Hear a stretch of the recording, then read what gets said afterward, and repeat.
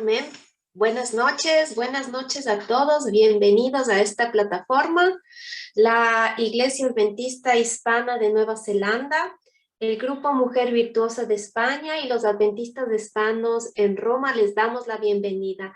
Gracias por estar con nosotros. Gracias porque cada vez ustedes nos acompañan. Y lo más importante, gracias a nuestro Dios, que es el invitado especial en esta noche y nos acompaña para que podamos seguir aprendiendo y alabándole cada vez más, así como Él nos dejó dicho. Que el Señor permita que esta semana sea importante conocimiento y de estudio para cada uno de nosotros. Damos la bienvenida a todas las personas que se conectan desde tantos países del mundo, alrededor del mundo. Tenemos gente de Colombia, Perú, Nueva Zelanda, Chile, México, tenemos tantas hermanos, España, Italia. Gracias porque nos acompañan y gracias a Dios por este mensaje. Vamos a comenzar esta semana de oración que lleva como título para la alabanza de su gracia. Gracias a nuestra hermanita Flor que nos va a ayudar con una oración. Hermanita Flor, buenos días, no sé en Nueva Zelanda qué es ahorita, que el Señor le bendiga. Adelante.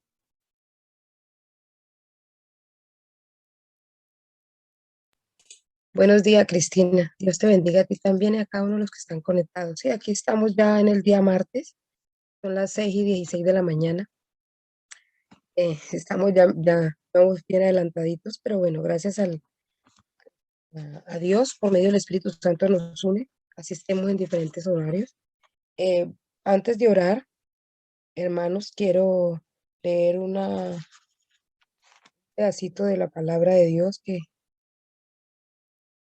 Dios puso en mi corazón. Entonces vamos a leer Deuteronomio 9, capítulo Hermanita Flor, parece Deuteronomio. que se le fue el audio. No se escucha. ¿No me escuchas? ¿Me escuchas? ¿Me Sí, ahora escuchas? se escucha, Flor, adelante. Se Ah, ya. escucha. Bueno. Muchas gracias. Vamos a leer Deuteronomio 7, versículo 9, precioso, que dice: reconoce pues que el Señor es tu Dios, Dios fiel, que guarda el pacto y su constante amor por 1000 generaciones a los que lo aman y guardan sus mandamientos. Entonces, ahora, después de la palabra, vamos a agachar nuestro rostro para pedir la presencia de nuestro Padre Celestial. Oremos. Bendito y buen Padre Celestial, gracias, Señor, te damos en esta hora.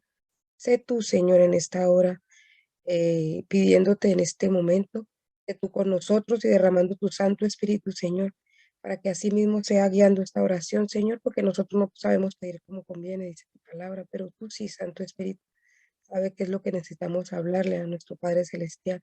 Entonces, pues en esta hora te suplicamos, Padre bendito, que hay una programación, Señor, que todo fue organizado a través, dirigida por tu Santo Espíritu para gloria y alabanza de tu nombre, Señor. Y pues en esta hora te pedimos que tu Santo Espíritu sea derramado a cada corazón presente, pero también a los que se van a ir uniendo, Señor. Que seas tú abrazando esta programación, Señor, vaciando nuestras mentes, nuestros corazones, Señor. Necesitamos, Señor, ser lavados con tu sangre preciosa y ser transformados a través de tu palabra, Señor. Y en esta vez viene en boca del pastor Daniel, Señor. Tú sabes la necesidad espiritual que necesitamos todos, valga la redundancia, Señor.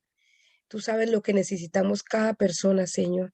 Ayúdanos que esta palabra caiga como un aliciente, como un bálsamo a nuestras heridas, Señor, pero también que nos ayude a crecer, Señor, y a creer, porque ya estamos cansados de palabra de hombres, Señor. Necesitamos tu palabra, Señor, que vive y permanece para siempre, y te suplicamos que tú seas hablando, poniendo un carbón encendido y hablando a través de la boca del pastor Daniel, Señor.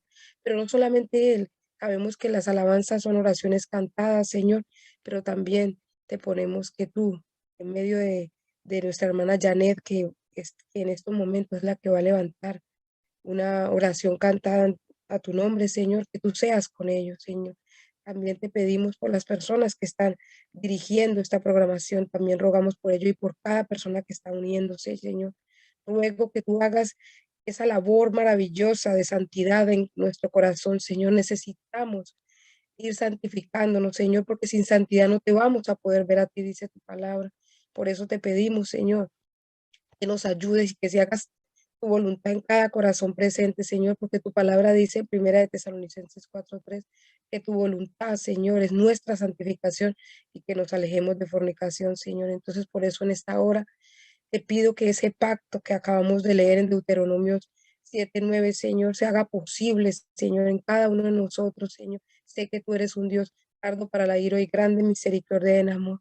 Por eso te decimos que te amamos, que esperamos en ti, Señor. Sabemos que el Espíritu nos guía a toda la verdad. Y por eso estamos aquí, Señor, esperando en ti y que no salgamos así como entramos, sino salgamos llenos de tu Espíritu Santo, pero que no seamos solamente oidores, sino hacedores y que no nos quedemos con lo que escuchemos, sino que vamos y hablemos a otras personas de lo que hemos escuchado, Señor, para que igual que nosotros vamos a salir bendecidos, también ellos reciban esa porción y también salgan bendecidos, Señor, de toda esta programación que va a pasar en esta semana. Gracias por todo, por el ministerio de tus ángeles, Señor, que nos acompañan todo el tiempo, Señor. Gracias por esa labor preciosa que hiciste en la cruz del Calvario por cada uno de nosotros, Señor, para salvación de la humanidad. Y quédate con nosotros, Señor, el resto de la programación, pero también en la noche, otros en el día, otros en la mañana. En el bendito nombre de tu Hijo amado Cristo Jesús, te lo pedimos todo. Amén.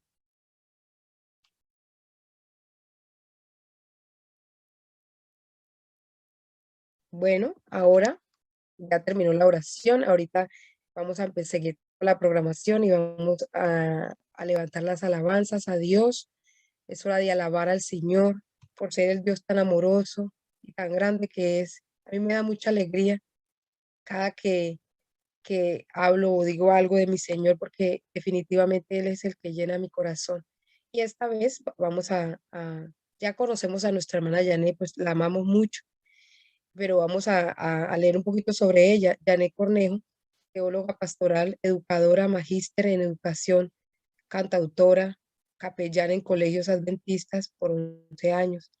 Por 20 años ha alabado el nombre de Jehová en campañas, semanas de oraciones, etc. Escribe cantos para diferentes departamentos de la iglesia en Chile. Hoy trabaja como profesor de Biblia en el Colegio Adventista de Talcahuano, casada con Gerardo Reyes, misionero de la iglesia. Tiene 2 hijos, Gabriel y Samuel. Wow. Hermana Janet, Dios me la bendiga, bienvenida y gracias por estar con nosotros.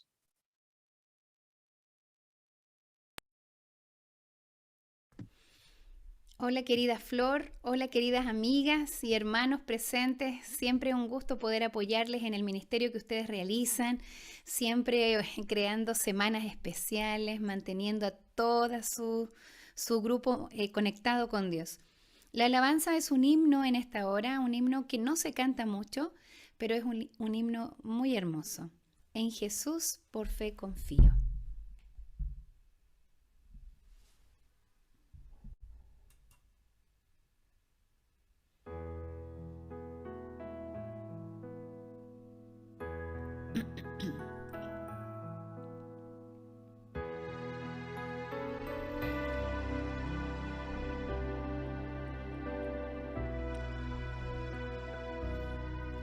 En Jesús por fe confío, del pecado me salvó y su sangre generosa en la cruz por mí vertió. De los hombres los pecados Él cargó con su misión, consumando por los siglos nuestra eterna redención, consumando por los siglos nuestra eterna redención.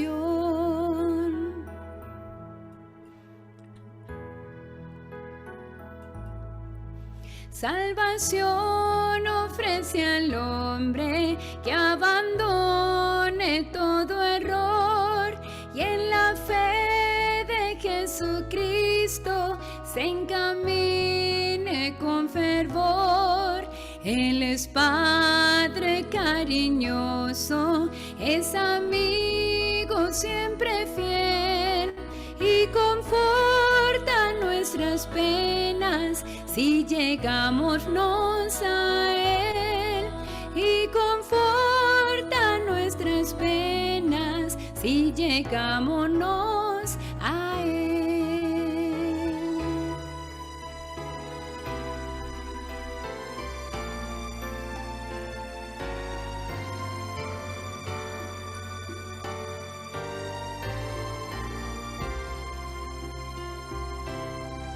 Vida eterna nos ofrece y gratuita salvación si dejamos el pecado implorando su perdón. Nos absuelve y nos sostiene cuando asedia tentación. Da consuelo al afligido y abrumado corazón, da consuelo al afligido y abrumado corazón, da consuelo al afligido y abrumado corazón.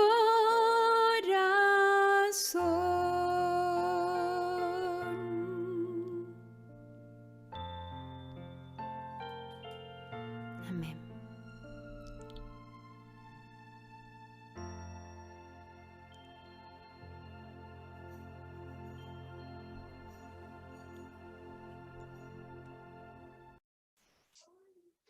Gracias, hermanita Janet, gracias por tan hermosa alabanza, una oración cantada a nuestro Dios.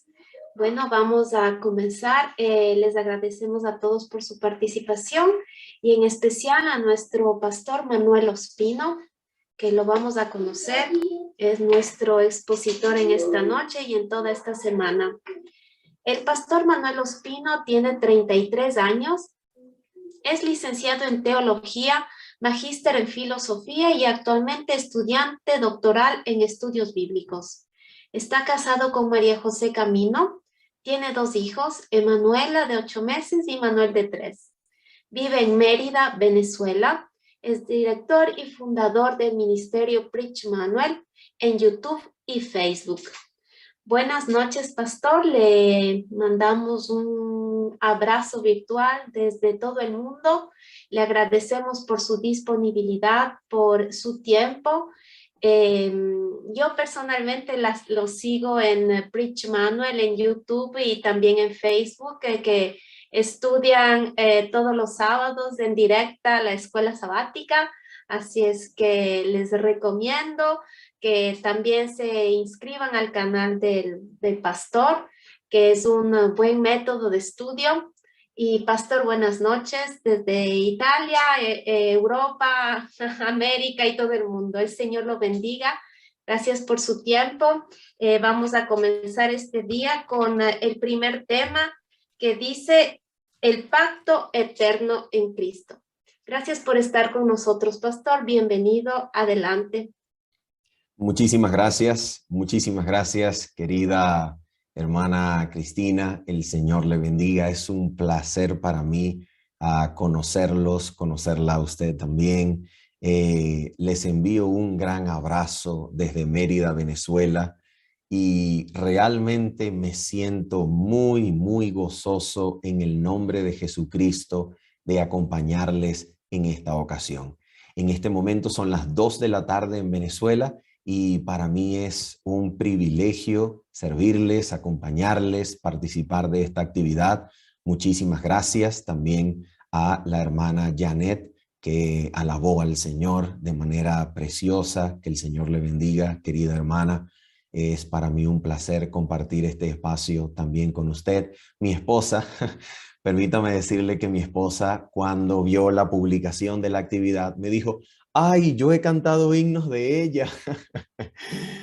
Así que es un placer, es un privilegio, gloria a Dios. El Señor le bendiga, bendiga su ministerio, su familia grandemente. Muy bien, queridos amigos, mis queridos hermanos, vamos entonces a orar para que nosotros podamos, en el nombre del Señor, aprovechar bien el tiempo y estudiar nuestro tema titulado El Pacto Eterno en Cristo. Vamos a orar. Nuestro Padre, nuestro Señor, en el nombre precioso, poderoso, bueno, Señor, y completo de Cristo, nuestro Salvador, nos atrevemos a entrar en audiencia santa delante de tu trono, Padre, y allí ante ti, Señor, pedirte que cumplas tu promesa de enviar tu Santo Espíritu a cada mente y corazón presente, Señor, para que podamos contemplar la verdad que es en Cristo Jesús. Abre nuestros ojos, levanta nuestra vista, Señor, y permítenos mirar a Cristo exaltado, bendito y magnificado delante de nuestros ojos, Señor, para que al verle nuestros corazones sean transformados de gloria en gloria a tu imagen, Señor. Te lo pedimos, Padre Santísimo, creyendo que lo hemos recibido ya, porque creemos que lo hemos pedido conforme a tu voluntad y en el nombre precioso de Cristo nuestro Señor. Amén y amén. Muy bien, mis amados, vamos entonces a mirar la palabra del Señor y para esto permítanme decirles algo muy, muy importante.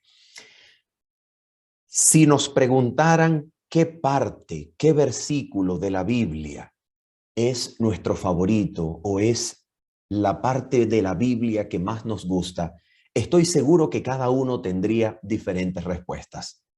Pero permítanme decirles que pienso que si la Biblia se perdiera, si no quedara Biblia en la faz de la tierra, nadie tiene más Biblia, pero nos queda un pedacito de ella, un pedacito, y ese pedacito de texto contienen los versículos 20 y 21 del capítulo número 13 de la epístola a los Hebreos.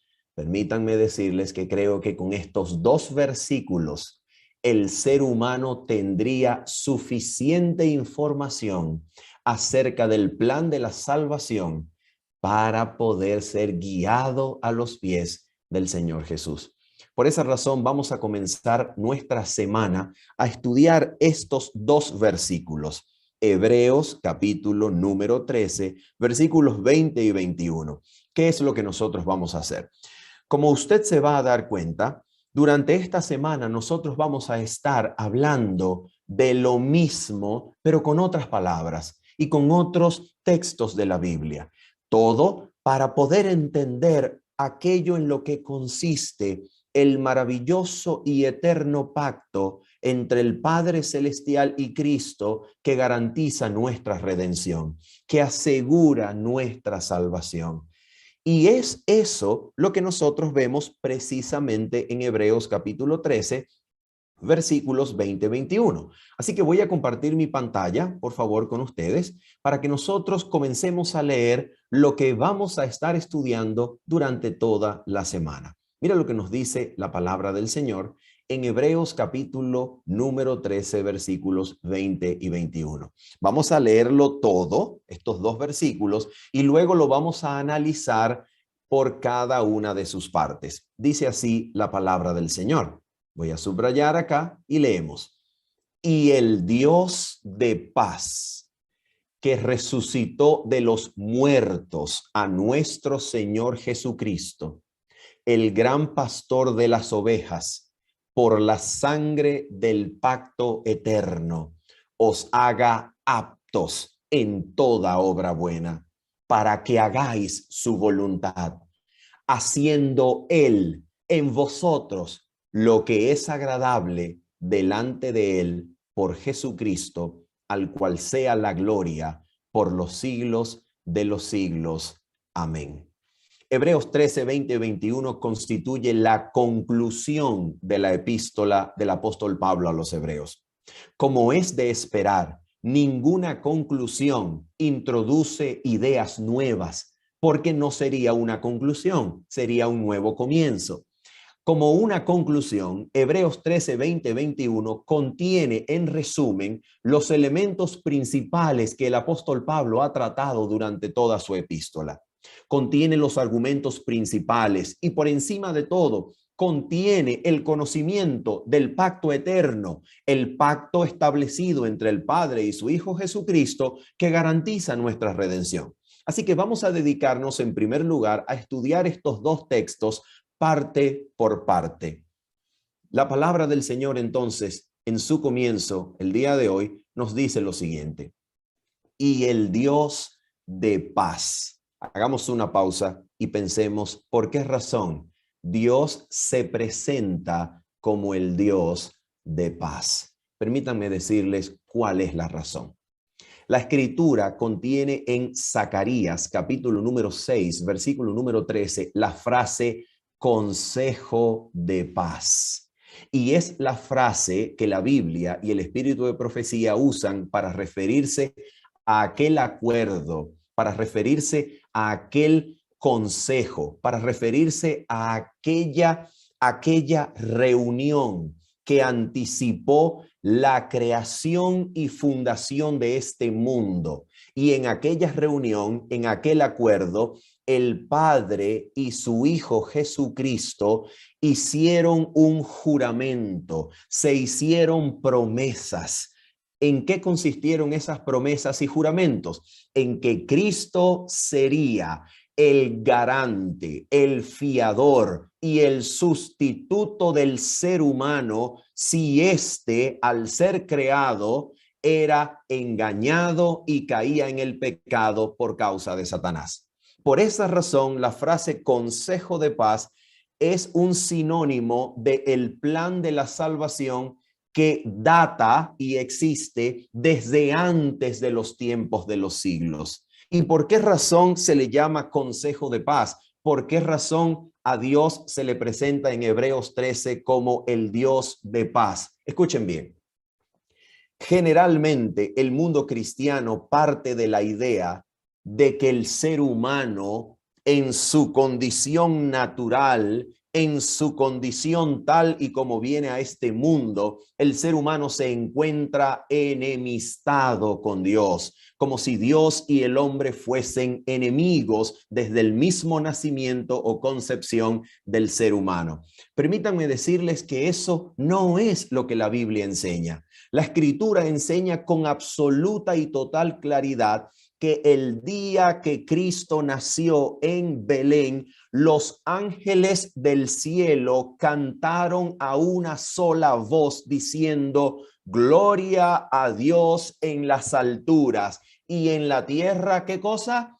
Paz, buena voluntad para con los hombres. En otras palabras, desde el mismo instante en que Cristo nació, el cielo garantiza para todo ser humano que viene a este mundo que para él o ella Dios sea un Dios de paz. Dios no está enemistado con el ser humano. Dios no está peleado con el ser humano. Dios no está molesto con el ser humano. El enemigo de Dios es Satanás, no el hombre. El hombre forma parte del gran conflicto de los siglos, pero no es el enemigo de Dios. Dios no está enemistado con el hombre. Dios tiene favor, gracia para con el hombre. Y desde el mismo instante en que Cristo nació en Belén, los ángeles cantaron ese canto. Gloria a Dios en las alturas y en la tierra paz, buena voluntad para con los hombres. Amigos y hermanos, si hay algo importantísimo que nosotros debemos saber, es que nosotros no estamos aquí en la tierra para hacer algo que alegre a Dios. No, nosotros estamos en la tierra porque ya tenemos y contamos con el favor de Dios. El ser humano no nació para hacer cosas que agraden a Dios. No, el ser humano nació porque ya posee la gracia de Cristo desde antes de los tiempos de los siglos. Por esa razón se dice que Jesucristo es el Cordero de Dios inmolado desde la fundación del mundo. Por eso se nos dice en el Nuevo Testamento que la gracia de Cristo se nos dio desde antes de los tiempos de los siglos. Por eso dice en el Nuevo Testamento que cuando nosotros los hombres, nosotros éramos pecadores, Dios mostró su amor en que siendo aún pecadores, Cristo murió por nosotros. En otras palabras, Dios ya hizo algo por nosotros antes de que tú y yo tan siquiera naciéramos. Tú y yo ni siquiera habíamos nacido cuando Cristo ya hizo algo por nosotros. ¿Qué quiere decir eso? Quiere decir que tú no estás aquí para alegrar a un Dios que permanece con brazos cruzados, con rostro airado, mirándote, esperando a ver si lo satisfaces suficientemente. No, tú estás aquí porque Dios te amó con amor eterno.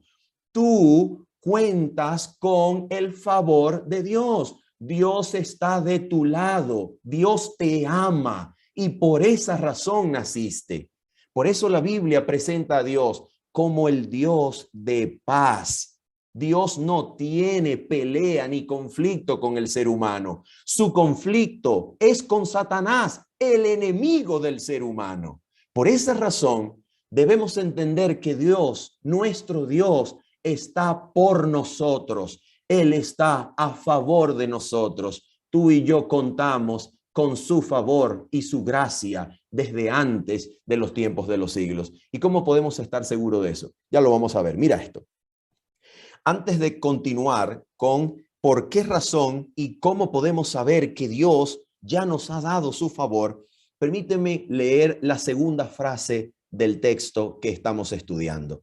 Después de presentarse como el Dios de paz, la Biblia dice acerca de este Dios lo siguiente. Me gusta pensar que en la primera frase del versículo, al decir y el Dios de paz, Dios se presenta a sí mismo, nos dice quién es Él. Pero ahora en la segunda frase del versículo, Dios te va a decir aquello de lo que Él es capaz. ¿De qué es capaz Dios? ¿Cuánto poder tiene? ¿Cuán ilimitada es su fuerza? ¿Cuán grande es su poder? Mira cuán grande, mira cuál es la credencial de su poder para actuar en nuestras vidas. La palabra dice, y el Dios de paz, y aquí está la segunda frase, que resucitó de los muertos a nuestro Señor Jesucristo. Permíteme hacerte una pregunta sencilla.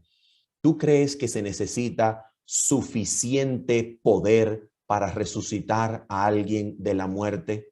¿Crees que se necesita suficiente poder para dejar la tumba vacía? ¿Crees que se necesita suficiente poder para vencer el sepulcro y vivir para siempre? ¿Crees que se necesita suficiente poder? Bueno, nota esto. Si Dios es capaz de resucitar a Jesús de la muerte, ¿no crees que será capaz de resucitarte a ti a una nueva vida en libertad y gozo de santidad? Si Dios es capaz de resucitar de los muertos, ¿no crees que será capaz de sanar tu hogar y el mío cuando haya algún conflicto, cuando haya algún temor, cuando la ansiedad o la depresión nos gane la batalla? Si Dios es capaz de resucitar a los muertos, ¿no crees que es capaz de sacarte de los vicios, de algún pecado acariciado y darte libertad del pecado y darte obediencia por amor a su nombre? Si Dios es capaz de resucitarte de los muertos, entonces puede darte un carácter en gozo y santidad. Si Él es capaz de crear los mundos y resucitar muertos, entonces puede enderezar tu vida, puede sacarte de la esclavitud a tu mal carácter, a tus vicios, a tus pecados acariciados. Puede darte nueva vida si pudo resucitar a Cristo de los muertos. Alguien puede decir, pero ¿cómo sabemos, querido hermano Manuel? ¿Cómo sabemos que Dios realmente resucita de los muertos? Escucha esto. ¿Recuerdas cómo murió, según la tradición, el apóstol Pedro? Según la tradición eclesiástica, el apóstol Pedro murió crucificado cabeza abajo. ¿Recuerdas qué nos dice la tradición e incluso la Biblia acerca de la muerte de Santiago, el hermano de Jesús? Murió atravesado con una lanza. Se dice en la tradición eclesiástica que Tomás murió crucificado en forma de X. Algunos de los apóstoles fueron comida para las bestias salvajes. Derramaron su sangre hasta la muerte. Te hago una pregunta. ¿Tú crees que es psicológicamente posible pensar que alguno de ellos murió por defender una mentira, una falsedad que inventaron un grupo de 12 hombres acerca de un señor que resucitó al tercer día de la muerte? ¿Crees que ellos hubiesen sido capaces de dar su vida hasta la última gota de sangre por una mentira formulada por ellos mismos? No, nadie muere por una mentira. Nadie es capaz de dar su vida por causa de una mentira. Nadie defiende una mentira hasta la muerte. Nadie. Porque cuando la muerte se aproxima, todas las personas que están defendiendo una mentira, ¿qué es lo que dicen? No me maten, no me maten. Yo digo la verdad, yo digo la verdad. Por eso es que la tortura es como instrumento de guerra, sirve. ¿Por qué razón? Porque la muerte y su peligro derriba todo intento de falsificar o mentir. Ahora una pregunta. ¿Cómo explicamos entonces que todos los apóstoles estuvieron dispuestos a dar sus carnes, sus propias carnes para las bestias salvajes? ¿Cómo explicamos que los apóstoles estuvieron dispuestos a morir hasta la última gota de sangre? ¿Cómo podemos explicarlo? Porque precisamente ellos habían visto a Cristo resucitado. Lo habían visto con sus propios ojos. Lo vieron con sus propios ojos y oídos oyeron sus palabras. Al ver el surgimiento de la iglesia cristiana, amigos amados, la única explicación posible es que este Cristo realmente haya dejado la tumba vacía para que estos esclavos, estos pobres del antiguo imperio romano pudiesen estar dispuestos a defender y predicar a Cristo so pena de muerte. Por esa razón podemos estar seguros. El Nuevo Testamento nos dice la verdad. Cristo salió de los muertos. Y si Cristo salió de los muertos, entonces Dios es capaz de resucitar de los muertos. Y si Dios es capaz de levantar a alguien de los muertos, puede darnos una nueva vida hoy cuando lo clamamos. Cuando cedemos a su gracia, Él puede despertar el corazón muerto en delitos y pecados y darnos una nueva vida en Cristo. Si Él puede resucitar de los muertos, entonces puede sanar todas las cosas en mi vida. Por eso dice el texto lo siguiente. Sigamos estudiándolo, por favor. Hebreos capítulo 13, versículos 20-21 sigue diciendo así. Y el Dios de paz que resucitó de los muertos a nuestro Señor Jesucristo. Y ahora mira cómo le llama a Cristo, el gran pastor de las ovejas. ¿Por qué lo llama el gran pastor de las ovejas? Permíteme darte una razón de por qué a Cristo se le llama el gran pastor de las ovejas. Una de las más claras y notables diferencias entre la oveja como animal y, por ejemplo, un perro sabueso, es que el perro, si pierde su camino, puede oler con su hocico y a través de su olfato puede rastrear aquel rastro químico que deja su dueño y consigue el camino de regreso a casa.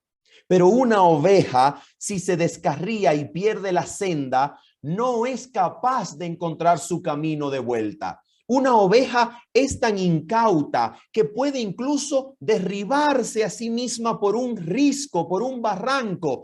Y la única esperanza de la oveja es oír la voz del pastor que sale a su encuentro. Cristo es aquel que nos buscó cuando estábamos descarriados. Y no solamente nos buscó, nos encontró. Y créelo, Cristo sale a tu encuentro cuando estás en peligro de perder la senda, cuando estás en peligro de cometer algún pecado o equivocación o error que descarríe tu camino al reino. Cristo sale como el buen pastor a buscarte. Su voz te va a alcanzar, su voz alcanzará tu mente y corazón.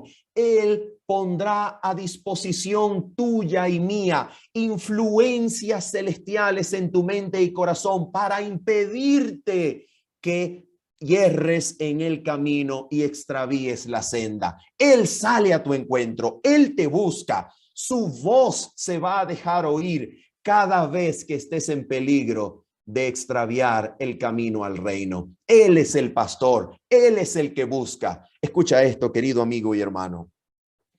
Si hay un ser humano sobre la faz de la tierra que ponga un solo pie en dirección hacia Cristo, puedes estar seguro, es Cristo el que lo está atrayendo.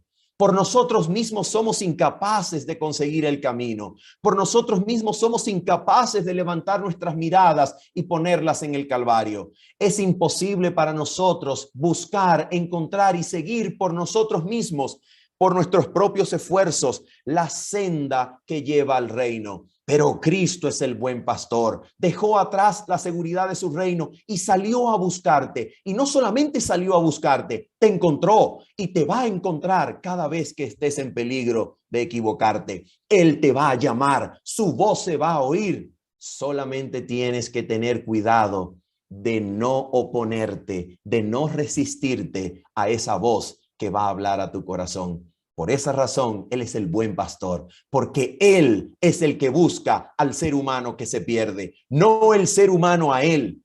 Él es el que sale al encuentro, Él es el que te busca, Él es el que te encuentra y te lleva sobre sus hombros en la plena seguridad de sus manos de amor. Él es el gran pastor de las ovejas. Y ahora, queridos amigos, ahora, mis amigos, vamos nosotros a mirar algo muy, pero muy importante. Vamos a mirar lo que nos dice el versículo en Hebreos 13, 20 y su última parte, la última parte del versículo 20. Mira lo que nos dice. Dice así la Escritura. Atención con la frase que viene. Por la sangre del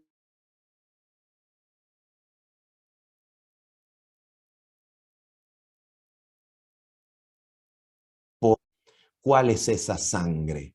Según Hebreos capítulo número 9, versículos 13 y 14, la sangre del pacto eterno es la sangre de Cristo.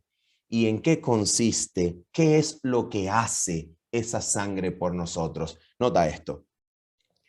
Esa sangre hace, en pocas palabras, dos cosas por nosotros. Tú recuerdas aquella ocasión en la cual Cristo estaba muriendo en la cruz y antes de morir Cristo, mirando al Padre y dirigiéndose a su Padre, dijo, consumado es. ¿Recuerdas? ¿Qué es lo que significaba eso? Escucha esto. Consumado es significa que algo ha sido logrado, algo ha sido alcanzado, algo ha sido consumado, algo ha sido alcanzado. Consumado es significa que algo ha sido finalizado. ¿Qué era lo que Cristo estaba diciendo?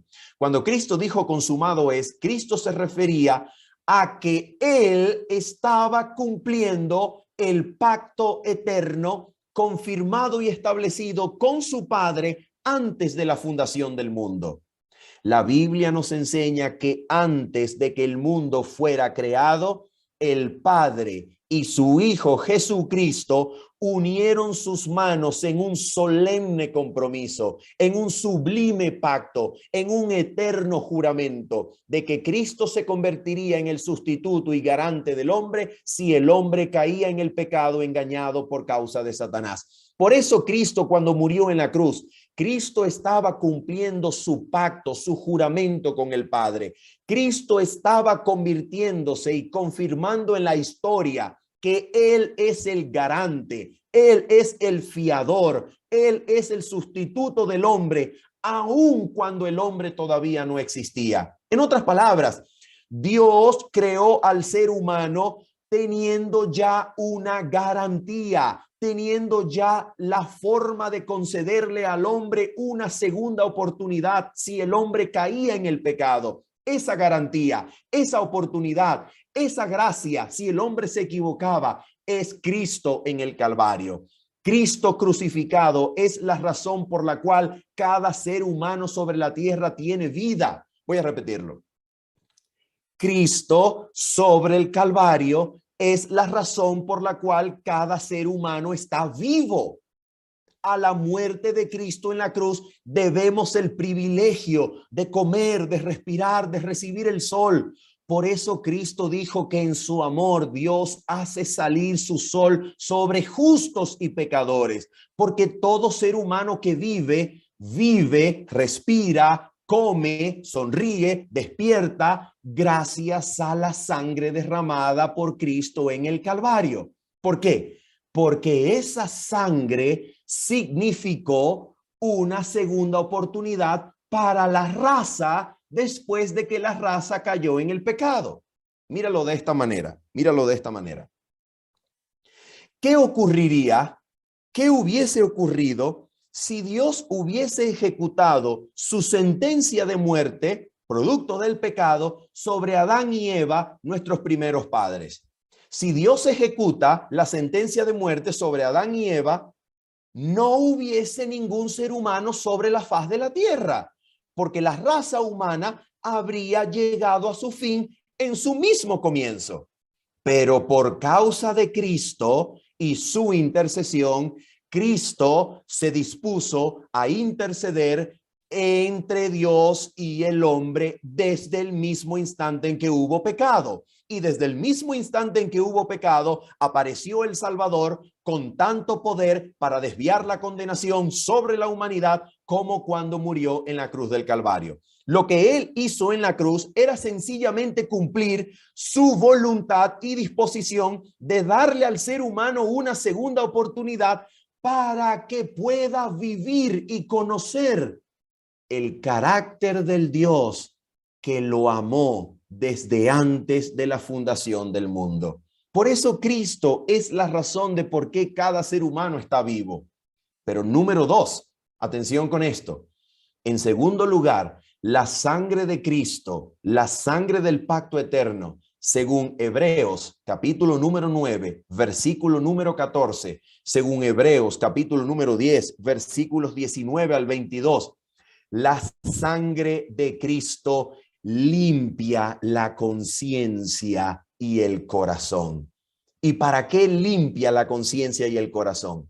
Cristo limpia la conciencia y el corazón de obras muertas y de pecado, para que su sangre haga posible que tú y yo recibamos el Espíritu Santo que nos da un corazón nuevo. ¿Y en qué sentido es nuevo? Porque ahora el corazón que gracias a la sangre de Cristo su Espíritu nos da es un corazón obediente. Ya no es un corazón rebelde que se complace en la maldad. Ahora es un corazón nuevo que se complace en la obediencia. Pero no solamente se complace en la obediencia, sino que ahora es capaz de obedecer. Por eso dice el versículo lo siguiente. Mira por favor lo que dice la Escritura. Dice así: por la sangre del pacto eterno. A ver, ¿qué hace esa sangre? Lee conmigo. ¿Qué hace la sangre? Mira lo que hace. Os haga aptos en toda obra buena, para que hagáis su voluntad. ¿Te das cuenta? ¿Qué es lo que logra la sangre? ¿Qué es lo que logra la sangre según Hebreos capítulo 13, versículo 22? ¿Qué logra la sangre? La sangre logra hacerte capaz, hacerte apto. La sangre te da el poder. ¿El poder de qué? El poder de habitar, vivir y practicar toda obra buena. Antes no era posible para ti, porque por ti mismo y por mí mismo no podemos hacer la voluntad de Dios. Yo no tengo fuerzas para obedecer a Cristo por mí mismo. Tú tampoco tienes fuerzas para obedecer a Cristo por ti mismo, pero Cristo, por su sangre, te hace apto para que hagáis su voluntad. Cristo te hace capaz de caminar en los preceptos de Dios. Y ahora nota esto, que es una de las cosas más maravillosas de todas. Atención con lo que vamos a leer. Acabamos nosotros de ver en Hebreos 13:22 que la Biblia dice lo siguiente. La Biblia dice que su sangre nos hace aptos en toda buena obra para que hagamos su voluntad. Ahora nota esto. ¿No es exacta y precisamente eso lo que a nosotros se nos hace imposible? Hacer su voluntad en todo tiempo, constantemente, sin mancha y sin caída. ¿Quién ha podido vivir su vida haciendo la voluntad de Dios constantemente? Para el ser humano esa es la gran imposibilidad, porque precisamente su vida, su condición caída, se rebela contra la ley de Dios y no se sujeta a la ley de Dios, ni tampoco puede, según Romanos 8, versículos 6 y 7. Pero ahora mira lo que hace Cristo. Atención, escucha bien. Si has estado distraído durante todo el tema, atento a esta frase. Atención. Aquello que es imposible para ti y para mí, Cristo lo hace posible.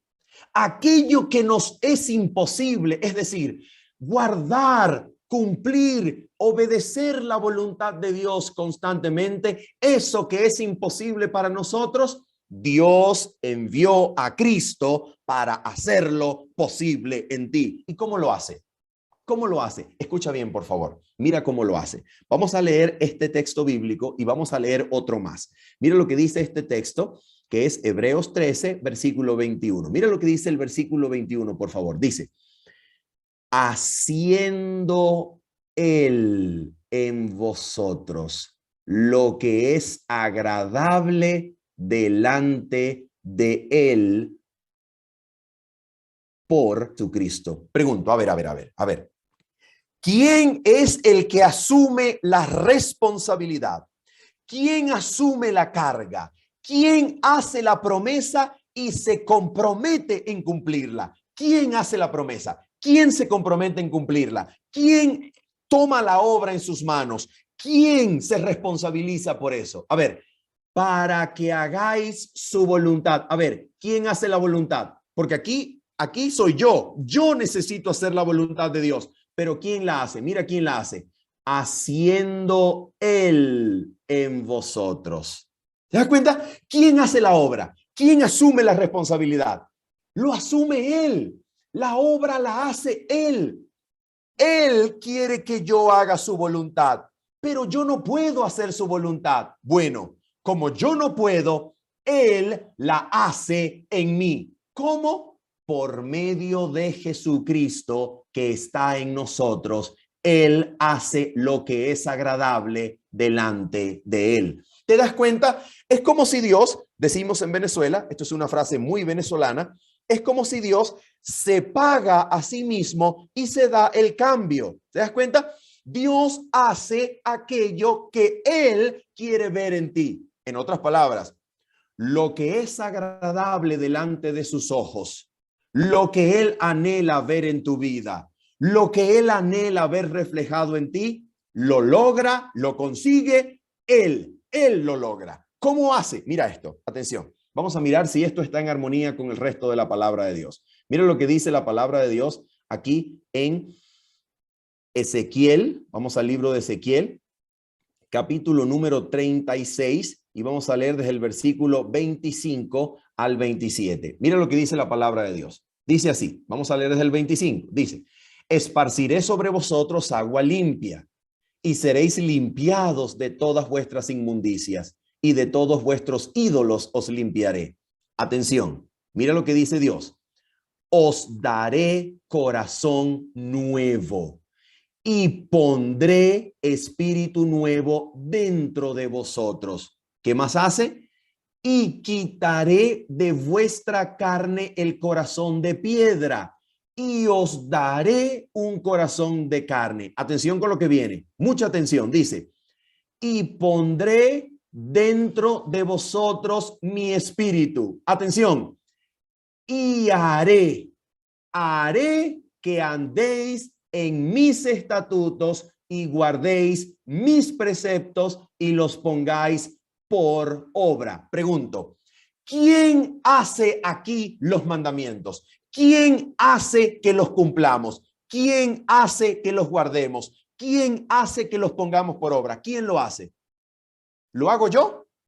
¿Lo consigo yo? ¿Lo logro yo? ¿Quién lo logra? Lo logra Él. Él dice, yo lo voy a hacer. ¿Y cómo lo hace?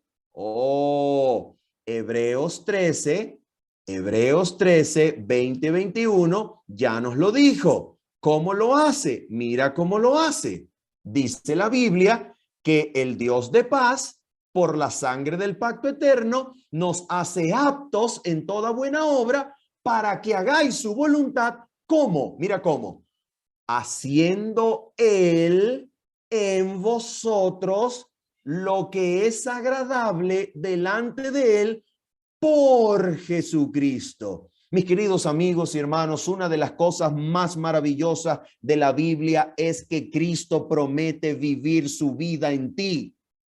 Cristo promete venir a morar en tu corazón. Cristo promete vivir, hacer morada dentro de tu corazón.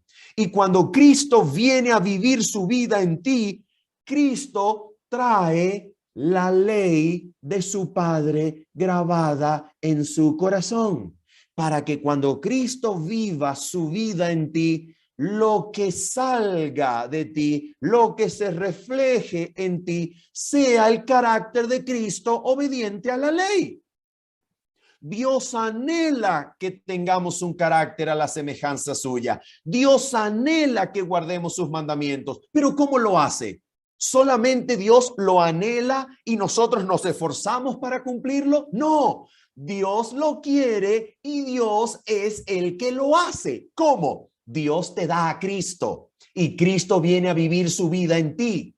Cristo te llena de su fuerza. Cristo te da su gracia. Cristo te da su poder. Cristo incluso te da su fe para que le creas al Padre como Él le creyó. Y cuando tú experimentas la vida de Cristo en tu interior, entonces Cristo se encarga de hacer la obra para que la obra no sea tuya, sea la obra de Cristo en ti, para que las obras sean las obras de Dios. Dios es el que promete. Dios es el que asume la responsabilidad. Él dice, yo te voy a ser obediente. Y para eso te dio a Cristo, para que Cristo, viviendo en ti, haga sus propias obras. ¿Se dan cuenta? Cristo, viviendo en ti, hace sus propias obras. ¿Cómo son las obras de Cristo? Obras de santidad, obras de justicia, agradables delante de Dios. ¿Te das cuenta? Dios es el que quiere y Dios es el que lo logra. ¿Cuál es la parte tuya y mía?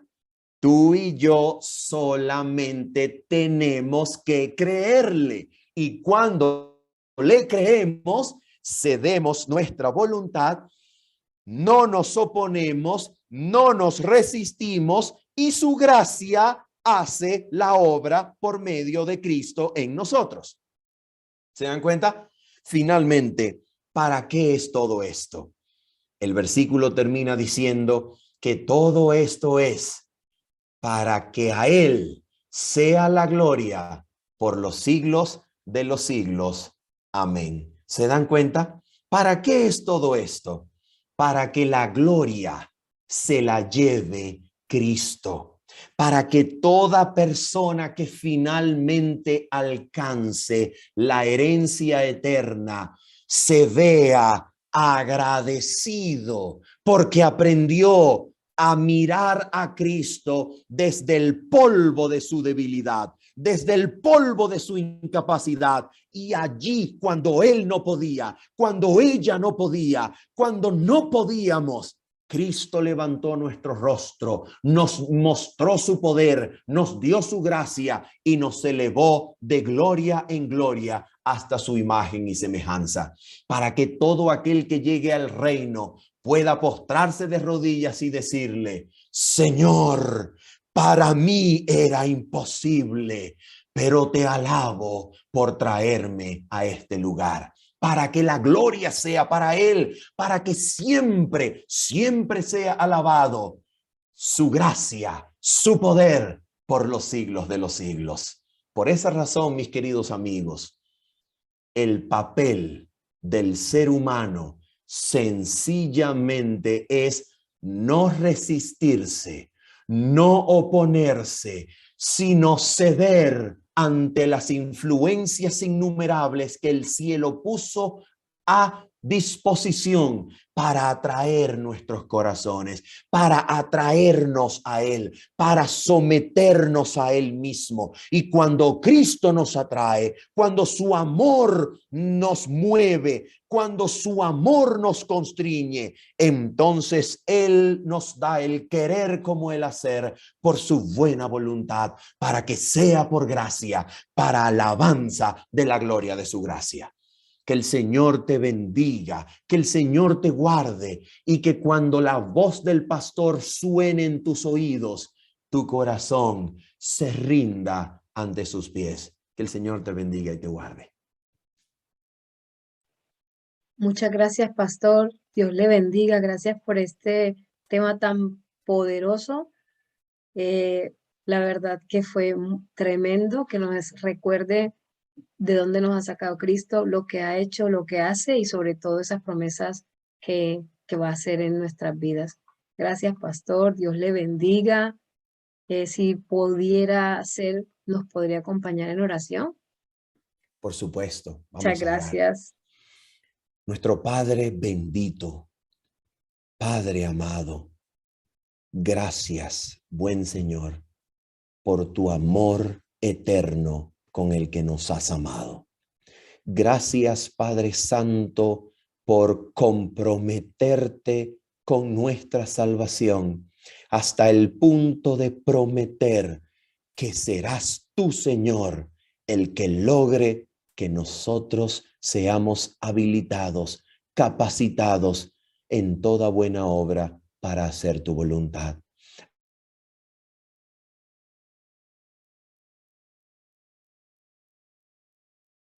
Esto para que Cristo venza. Danos a Cristo para que su poder sea suficiente. Danos a Cristo para que su poder se perfeccione en nuestra debilidad. Gracias, Señor.